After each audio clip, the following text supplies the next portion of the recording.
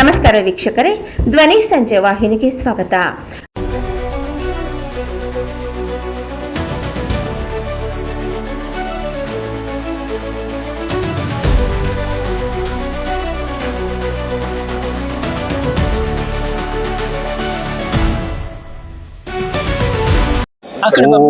ಒಂದಂತ ಇದೆ ಬೆಂಗಳೂರು ದಕ್ಷಿಣ ತಾಲೂಕು. ಆ ಸರ್ವೆ ನಂಬರಲ್ಲಿ ಸುಮಾರು ಒಂದು 10ರಿಂದ 15,000 ಮನೆಗಳು ಕಟ್ಟಿದ್ದಾರೆ.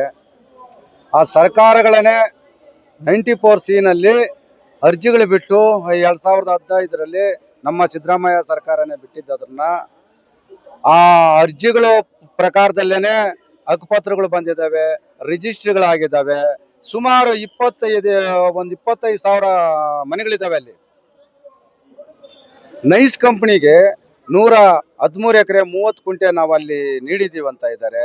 ಯಾವಾಗ 2001ರಲ್ಲಿ 2001ರಲ್ಲಿ BMICPಗೆ ಆ ಭೂಮಿನ ನೀಡಿದೆ ಆಗಿದ್ರೆ ಅವರು ಭೂಮಿನ ಅವರು ನೀಟಾಗಿ ಕಾಂಪೌಂಡ್ ಹಾಕಿ ಆ ಜಮೀನ ಅವರು ಭದ್ರಿಸಬೇಕಾಗಿತ್ತು. ಅಲ್ಲಿ ಇರುವಂತ ಉಳುಮೆದಾರರು, ಗ್ರಾಂಟ್ದಾರರು, ಬಡವರು, ನಿರ್ಗತಿಕರು ಅವ್ರಿಗೆ ಸೂರಿಲ್ದಿದ್ದ ಕಾರಣದಲ್ಲಿ ಅದೇ ಜಾಗದಲ್ಲಿ ಮನೆಗಳು ಕಟ್ಕೊಂಡು ಅದಕ್ಕೇನೇನು ಸವಲತ್ತು ಬೇಕೋ ಎಲ್ಲ ಸವಲತ್ತುಗಳು ಬಂದಿದ್ದಾವೆ. ಎಲ್ಲ ಬಂದಿದ್ರೂ ಸಹ ಮೊನ್ನೆ ತನಕ ಲೋಕಸಭೆ ಚುನಾವಣೆ ನಮ್ಮ DK ಸುರೇಶ್ ಅವ್ರದ್ದು ಆ ಲೋಕಸಭೆ ಚುನಾವಣೆಯಲ್ಲಿ ಆ ರಿಜಿಸ್ಟ್ರಿಗಳನ್ನ ಸ್ಟಾಪ್ ಮಾಡಿದ್ರು. ಈಗ ಹೋಗಿ ನಾವು ವಿಚಾರಿಸಿದ್ರೆ ಈ ಅರ್ಧ ಏನು ನಿಮ್ಗೆ ಹಕ್ಕುಪತ್ರ ನೀಡಿದ್ದೀವಿ ಆ ಹಕ್ಕುಪತ್ರಗಳೆಲ್ಲ ವಜಾ ಮಾಡಿ ಬಡವರನ್ನೆಲ್ಲ ನಾವು ಒಕ್ಕಲೆಬ್ಬಿಸ್ತೀವಿ, ಬೇರೆ ಕಡೆ ಓಡಿಸ್ತೀವಿ, ಆ ಪತ್ರಗಳೆಲ್ಲ ವಜಾ ಮಾಡ್ತೀವಿ ಅಂತ ಹೇಳ್ತಾ ಇದ್ದಾರೆ. ಇಲ್ಲ ಸಿಲ್ದಿದ್ದು ಸುಳ್ಳುಗಳು ಹೇಳಿ ಅಧಿಕಾರಿಗಳು ಜನಗಳನ್ನ ಬಡವರನ್ನ ದಿಕ್ಕು ತಪ್ಪಿಸ್ತಾ ಇದ್ದಾರೆ. ಅರ್ಜಿಗಳು ಹಾಕೊಂಡು ಇನ್ನ 2,000 ಅರ್ಜಿಗಳು 94C ನಲ್ಲಿ ಹಾಕಿರೋ ಇನ್ನ ವಿಲೆ ಇದ್ದಾವೆ. ಆಮೇಲೆ ಹಕ್ಕುಪತ್ರಗಳು ಏನು ನೋಂದಣಿ ಮಾಡಿಸಂತ ಸಂದರ್ಭದಲ್ಲಿ ಸುಮಾರು 20,000, 30,000, 40,000 ಸರ್ಕಾರಕ್ಕೆ ಬಕ್ಕಾಸಕ್ಕೆ ತುಂಬಿಸಿದ್ದೀವಿ ನಾವು. ಆ ತುಂಬಿಸಿದ್ರೇನು ಕೂಡ ಆ ಪತ್ರಗಳನ್ನೇ ಇವತ್ತು ಬೋಗಸ್ ಅಂತ ಹೇಳ್ತಾ ಇದ್ದಾರೆ. ದಯಮಾಡಿ ಜಿಲ್ಲಾಧಿಕಾರಿಗಳಿಗೂ ನಾವು ಎಚ್ಚರಿಕೆ ಮಾತು ಹೇಳ್ತಾ ಇದ್ದೀವಿ, ನಾವು ಸರ್ಕಾರಕ್ಕೂ ಎಚ್ಚರಿಕೆ ಹೇಳ್ತಾ ಇದ್ದೀವಿ. ದಯಮಾಡಿ ಆ 25,000 ಜನ ಬೀದಿಗೆ ಬರೋಕ್ ಮುಂಚೆ ದಯವಿಟ್ಟು ಬಂದದನ್ನ ಸ್ಪಾಟ್ ಮಾಜೂರು ಮಾಡಿ, ಜಿಲ್ಲಾಧಿಕಾರಿಗಳೇ ಸ್ಪಾಟ್ ಮಾಜೂರು ಮಾಡಿ, ಅಲ್ಲಿ ಏನಾನ ಖಾಲಿ ಇದ್ರೆ ನೈಸ್ಕ್ ಮಾಡ್ಲಿ. ಅಲ್ಲಿ ಒಂದು ಅಡಿನೂ ಇಲ್ಲ, ಎಲ್ಲಾ ಮನೆಗಳು ತುಂಬಿಕೊಂಡಿದ್ದಾವೆ, ಎಲ್ಲಾನು ಅರ್ಜಿಗಳು ಹಾಕಿದ್ದಾರೆ, ಕಾವೇರಿ ನೀರು ಬಂದಿದೆ, ಎಲ್ಲಾ ಸವಲತ್ತುಗಳು ಬಂದಿರಂತ ಸಂದರ್ಭದಲ್ಲಿ ಇವತ್ತು ಜನಗಳನ್ನ ಆ ಎಲೆಕ್ಷನ್ಗಳಿಗೋಸ್ಕರ ದಿಕ್ಕುಗಳು ತಪ್ಪಿಸ್ತಾ ಇದ್ದಾರೆ. ಆದ್ರಿಂದ ನಾವು ಅಹೋರಾತ್ರಿ ಇವತ್ತು ಏನ್ ಧರಣಿ ಮಾಡ್ತಾ ಇದ್ದೀವಿ, ಜಿಲ್ಲಾಧಿಕಾರಿಗಳೇ ಸ್ಪಾಟ್ಗೆ ಬರಬೇಕು.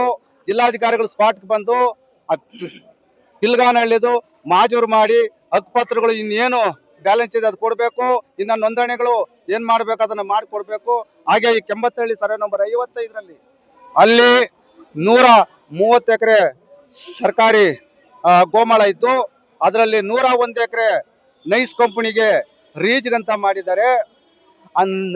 ನೈಸ್ ಕಂಪನಿಯವರು ಇವತ್ತು ಏನ್ ಮಾಡ್ತಾ ಇದ್ದಾರೆ, ಭೂಮಾಫಿಗಳಿಗೆ, ಭೂಮಿ ಕಳ್ಳರಿಗೆ ಅಲ್ಲಿ 4 ಎಕರೆ ಇಲ್ಲ 5 ಎಕರೆ ಅವರಿಗೆ ಜಾಗಗಳು ಬಿಟ್ಟು ಕೊಟ್ಟು, ಅಂದ್ರೆ ಆ ಜಮೀನುಗಳು ಕಾಪಾಡ್ಕೊಬೇಕಾಗಿತ್ತ ನೈಸು ಅವರೇನೆ ಗೂಂಡಾಗಳಿಗೆ ಸಪೋರ್ಟ್ ಮಾಡಿ ಜಮೀನುಗಳನ್ನ ಅವರೇ ಬಾಡಿಗೆಗಳು ಬಿಟ್ಟಿದ್ದಾರೆ.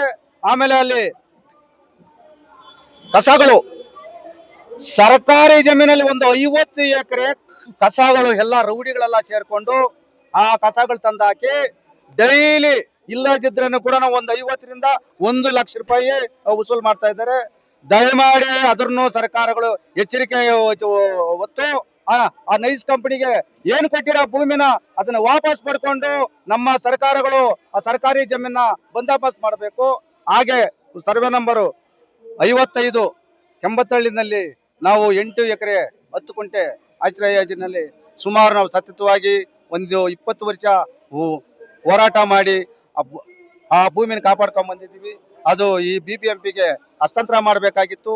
2014ರಲ್ಲಿ ಆ ಭೂಮಿ ಹಸ್ತಾಂತರ ಮಾಡಿದ್ವಿ. 14ರಿಂದ ಇಲ್ಲಿ ತನಕನೂ ನಾವು ಬೇಡಿ ಸುಣ್ಣ ಆದ್ವಿ. ಯಾರನ್ನು ಬಂದು BBMP ಅವರು ಅಲ್ಲಿ ಯಾರು ಆ ಭೂಮಿನ ಕಾಪಾಡಲಿಲ್ಲ. ಭೂಕಳ್ಳರು ಮಣ್ಣೆತ್ತಿದ್ರು, ಫಿಲ್ಟರ್ಗಳು ಮಾಡಿದ್ರು, ಎಣ್ಣೆಗಳು ತಂದ್ರು, ಉಣಿದ್ರು. ಅದಕ್ಕೆಲ್ಲ ನಾವೇ ಫಲಾನುಭವಿಗಳೇ ಕಾವಲಿದ್ದು ನಮ್ಗೆ ಇವತ್ತು BBMP ಅವರು ಸಹಾಯ ಮಾಡ್ತಿರೋ ಕಾರಣದಿಂದ ನಾವೇ ಬಡಬಗ್ಗರುಗಳು ಏನ ಫಲಾನುಭವಿಗಳಿದ್ದೀವಿ ನಾವೆಲ್ಲರೂ ಸೇರಿ ಒಂದು ಅಷ್ಟು ಹಣಗಳು ಹಾಕಿ ಆ ಭೂಮಿನ ಮಟ್ಟ ಮಾಡಿ ನಾವು ಇವತ್ತು ಬಡಬಗ್ಗರುಗಳು ಮನೆಗಳು ಕಟ್ಕೊಂಡಿದ್ದೀವಿ.